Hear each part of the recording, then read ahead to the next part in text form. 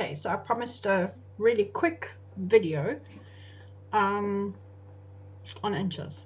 So I have drawn in my own table, so no copyright there. I've drawn in my enlarged inch. Okay, this is 0 and this is 1.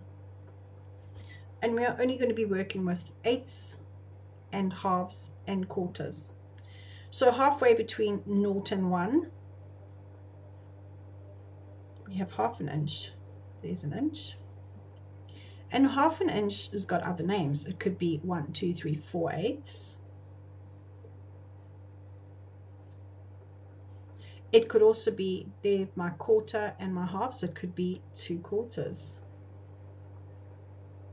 So 1/4 inch plus 1/4 inch equals a half an inch, or 1/8 plus 1/8 plus 1/8 plus 1/8 gives you 4/8, which is the same as a half.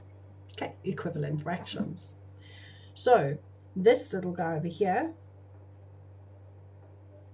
is 1/8. And if I move it down the bottom here, let's put it over here, 1/8. Okay. This here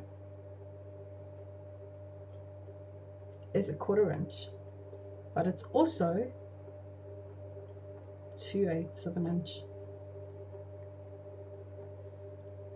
And if I put the quarter down here, just so you can see, there's a quarter and there's a half. So this little one in between is simply 3/8, 1/8, 2/8, 3/8, and 4/8.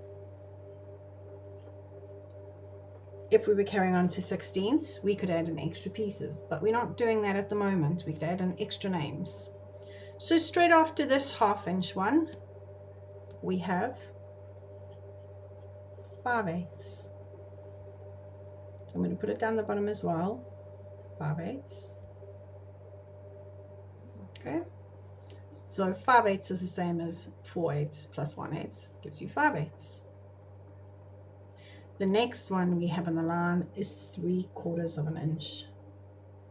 3/4 of an inch has another name too. It can also be 6/8. I'm going to put the 3/4 down the bottom as well so you can see it. So we got 1/8, 1/4, 3/8, 1/2, 5/8, 3/4, 1, 2, 3, 4, 5, 6. This last one, 7/8, and that's the last before we get to 1 inch.